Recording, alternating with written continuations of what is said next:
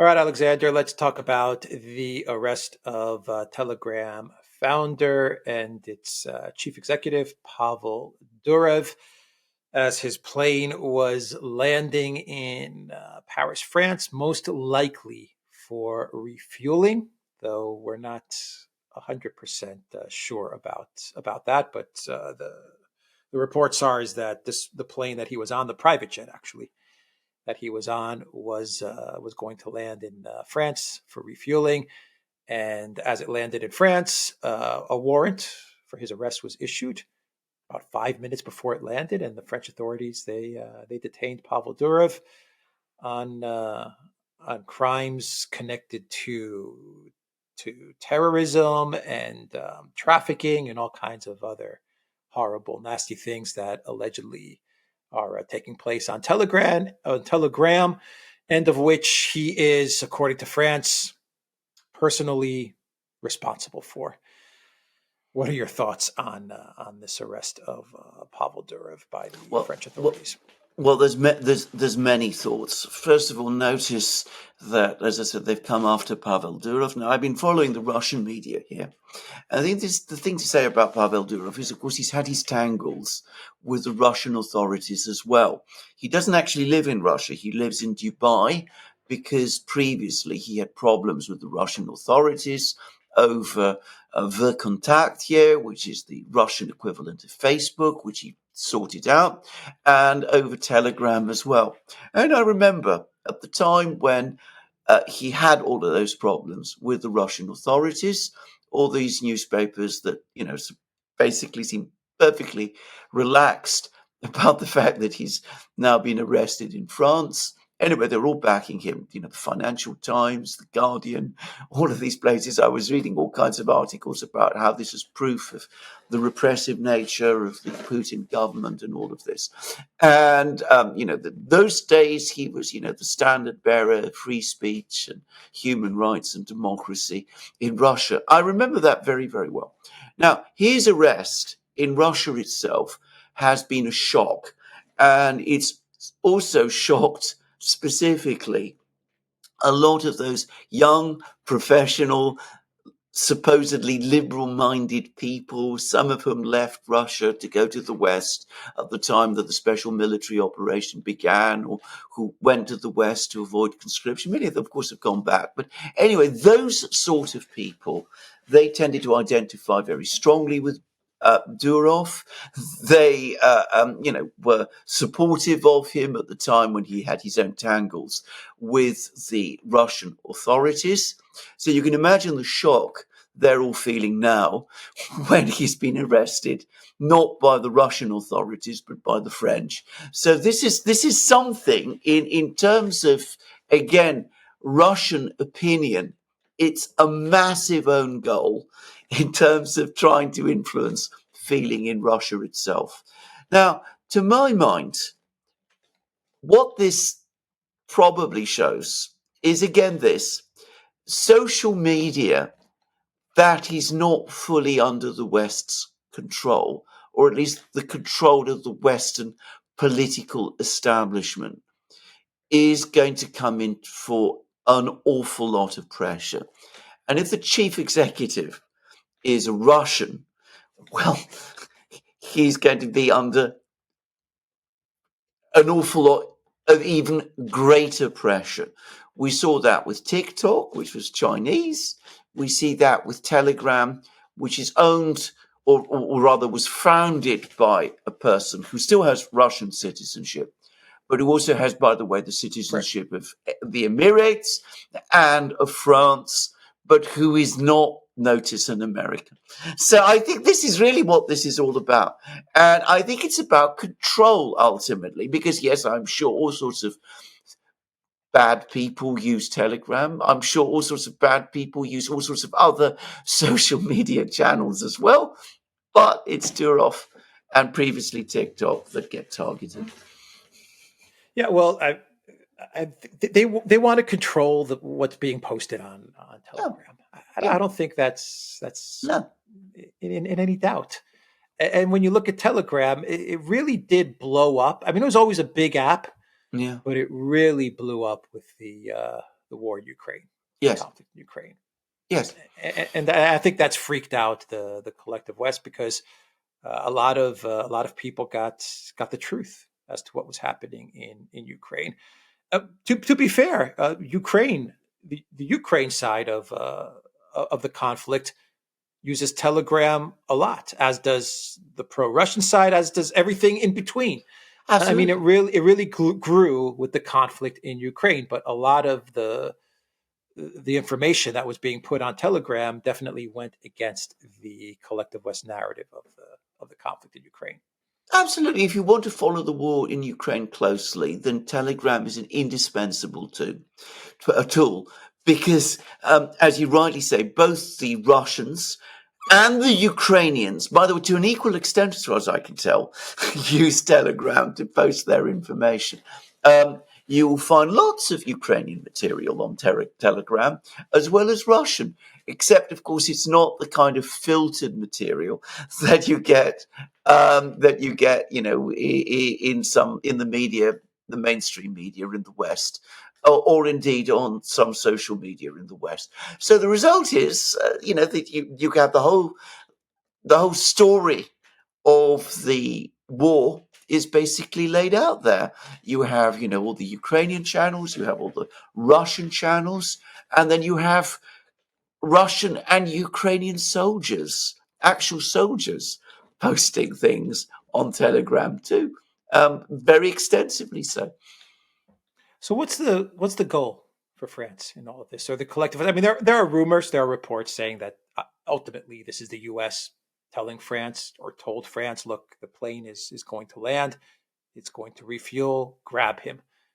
That hasn't been confirmed, but let's just assume that France is going to continue to detain Durov, or they're definitely going to detain him for the next few days.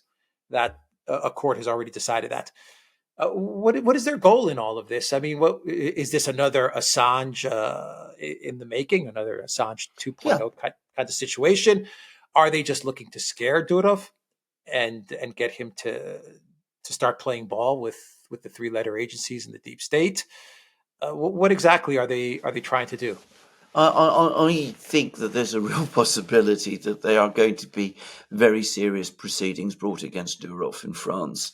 By the way, the United States may have had a role, but the European Union, the European Commission, and the Macron government need no encouragement to do this sort of thing. If you follow the trend in France and Europe generally, you can see it pretty strong there. In fact, stronger than it is in the United States, where for American journalists and social media commentators and commentators of every kind, there are still the First Amendment protections. They don't exist in Europe to anything like the same degree. So just say, but I think there's a very real chance that this could turn out into a very serious thing indeed. Certainly, the allegations that we're hearing being made about Durov, I haven't seen any indictment yet, by the way, but the stories that are being spread about what he's being accused of are very serious indeed. And it would make little legal sense, I would have thought, to release someone on bail if charges are brought which reflect any of that. Just saying. So this is a very, very difficult and legally frightening situation. But ultimately, the objective, however this plays out, is control. It's always been about this. It's about nothing else. It's about control of the information space, and the European Union is very busy about that. Um, Individual Western governments are very busy about that. It's happening everywhere that you can see, and it's playing out as well in with this case, specifically with Durov. It's interesting that they even want to control social media in Russia itself, it seems. Yeah. So I was watching Robert Barnes and Viva on their broadcast, and they brought up an interesting point. If he really was a part of this criminal activity, or was complicit, in allowing this activity to take place on Telegram. Very serious charges that the French are alleging. The United Arab Emirates and France, many of the countries in the collective West, and the EU and the UAE, they have extradition agreements. Why would they apprehend or detain Durov in this manner? Wouldn't they just say to the UAE, look, someone that's residing in your country, someone that holds a passport in your country, is here's the evidence. He's part of all of this terrible stuff that's going on. Extradite him. And if they really did have a case, the UAE would extradite. So doesn't this point to the fact that the French are effectively making all of this up on the fly? Yes, I think they probably are. I think that's an extremely good point, actually. If there was a legal case, if there really was a legal case against Durov, logically we ought to have heard about this now. There ought to have been an extradition claim, as you rightly say, against him in the UAE, waiting, luring him to France in this fashion, acting in this kind of way, strongly suggests that, the claim, the case against him is being made up on the fly.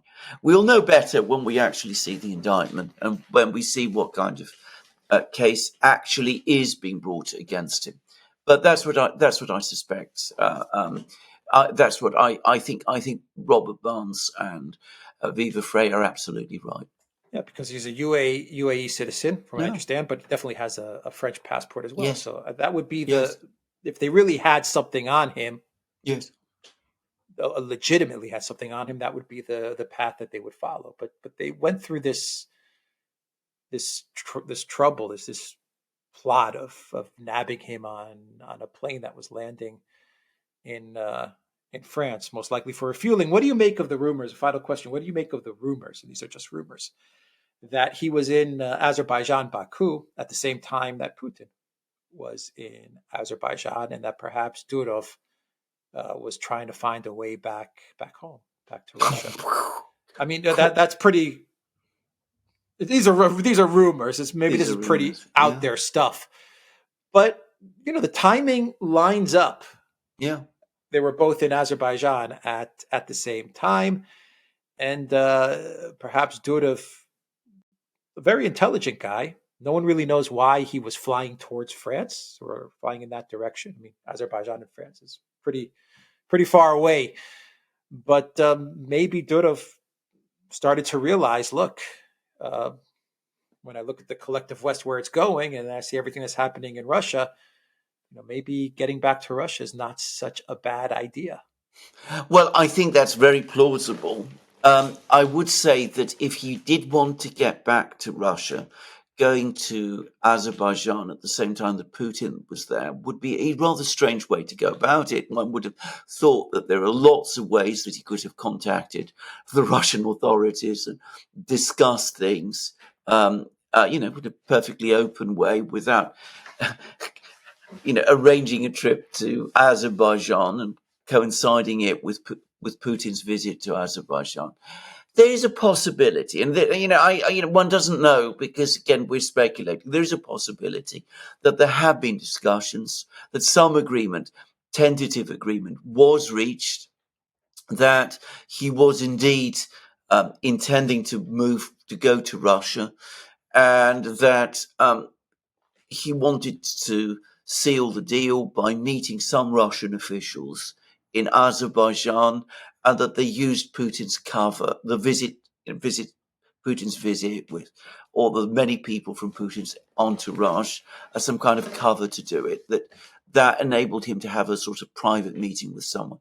But it still seems complicated to me. I would have thought they could do that some other way.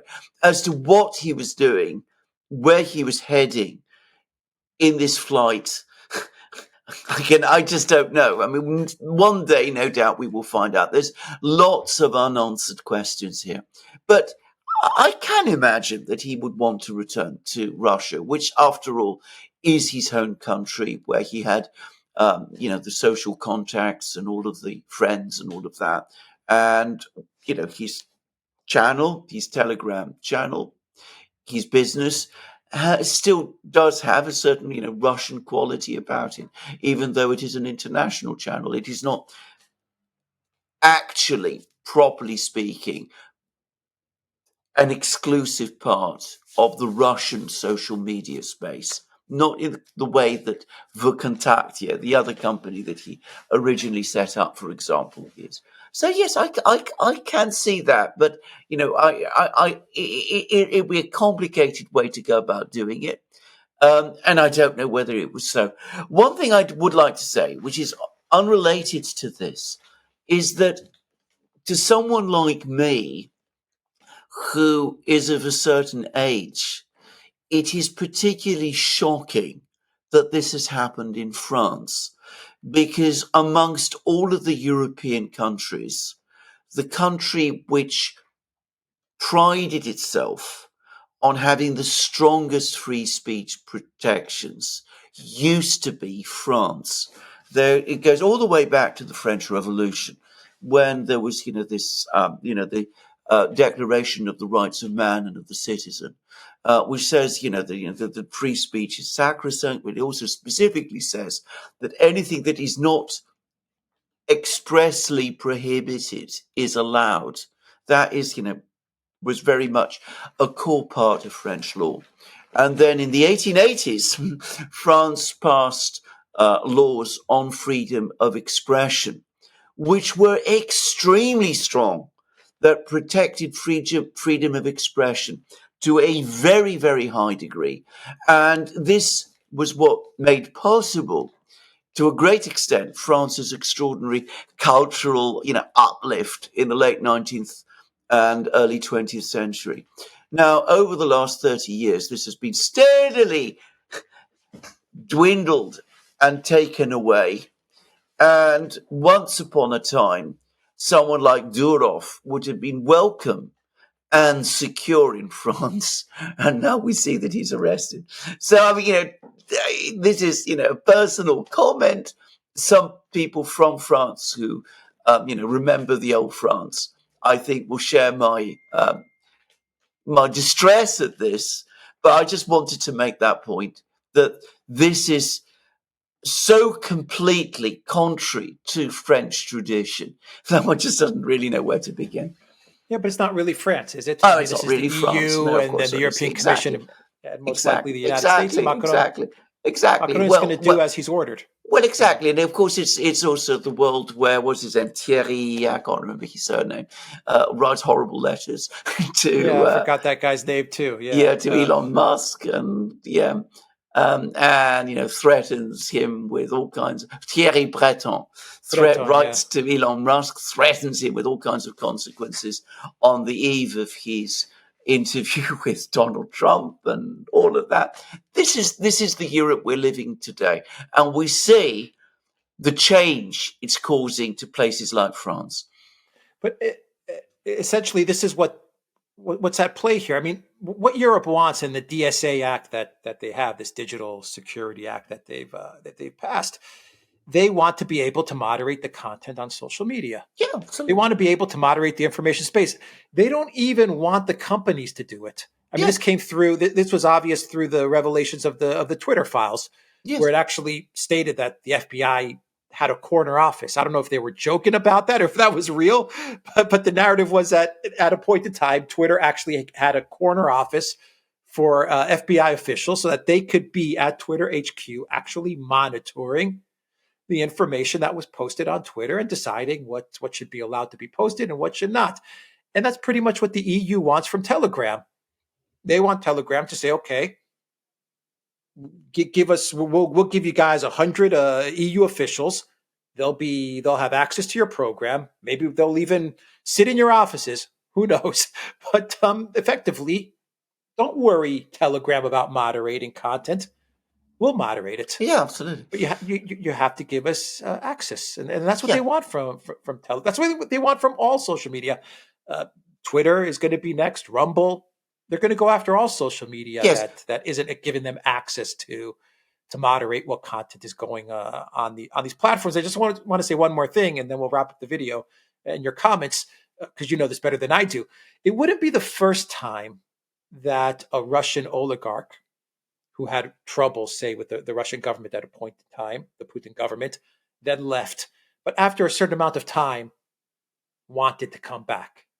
I mean, we do have many cases of yeah. very wealthy Russians who fell out of favor with the Kremlin, and then over time they started to realize, you know what, maybe it's better for me and safer for me in Russia. Anyway, your thoughts No, on that's everything that I just said, and we'll wrap up the video. the last point is absolutely true. That they come to the West thinking that they'll be free and protected here, and it turns out that things are not quite as secure and easy for them as they expected, and then they start contacting the Russian authorities and the Kremlin, and they try to find a way back. Even Boris Berezovsky, who was, the oligarch that the Kremlin loathed most and who ran a massive campaign against the Kremlin at one time, even he supposedly was trying to find some way back. And before he died, he even sent a letter to Putin, a private letter apparently, which the contents of which have never been disclosed. But that's absolutely correct. Now, as for control and what the European Union is up to, you are absolutely correct. There is one important difference, in my opinion, between what was happening in the United States with Twitter and the FBI and what the European Union is trying to do. In the case of Twitter, it was all done privately. We weren't told about it. There were these contacts, but they happened just below the surface because the United States has that culture of freedom of speech, and it has the First Amendment of the Constitution and all of that. What the European Union wants to do is do this completely openly. They believe in regulation and they're quite open about it. They are not in any way embarrassed by the fact that they're pursuing it, and they're going to pursue it. And of course, they say, we want to do this in order to protect democracy. That's what they say, that, they know what democracy is. All of these bad actors are out to dismantle it, and therefore we have to control them and control their platforms and control all the platforms and make sure that only things that benefit and support democracy, which is what, of course, the European Union is all about. Only that kind of material is published. It's an astonishing view of how democracy works. I mean, I would say it turns it completely on its head. But give these people credit. They're not shy about what they're trying to do. They're not embarrassed about it at all. They're quite open about what it is that they're trying to do. And of course, if arresting a Russian businessman, because as far as they're concerned, Durov, he might have French citizenship, he might have Emirati citizenship, but as far as they're concerned, he's Russian. Arresting a Russian businessman is the way to move forward with that agenda. Well, that's not something, again, that they're in the slightest bit concerned or embarrassed about. Yeah, but a final question is, the EU has this digital services thing, this Digital Services Act that this guy Terry Brenton came up with. Why not just ban Telegram if you don't like it? If you're the EU, I mean, you've banned other sites and other platforms. France is banned Rumble. Actually, Rumble isn't coming up in France. You've banned all of Russian media throughout all the EU. I mean, there's a precedent. The European Union bans content; it censors content. There's a precedent there. They've done it. They've done it in the past. They'll do it going forward in the future throughout the entire EU. Why arrest the guy? Are they trying to scare people? They trying to make an example? Why not just say, if you're Ursula, why not just say, look, Telegram is not playing ball with our DSA Act. Throughout the entire EU now, access to Telegram is switched off. Because Telegram is also read in Russia. And a lot of the programs, a lot of the channels that it has are accessible in Russia. So if you are able to bring Telegram into line and moderate content that is read in Russia, then that might be to your benefit. I'm sure this is the thinking. Otherwise, they would do exactly what you say. Right. True. All right. We will end the video there. The Duran.locals.com. We are on Rumble, Odyssey, BitChute, Telegram, Rockfin, and Twitter X. And go to the Duran shop. Pick up t-shirts like the ones we are wearing today. You will find a link for the merchandise on the Duran shop in the description box down below. Take care.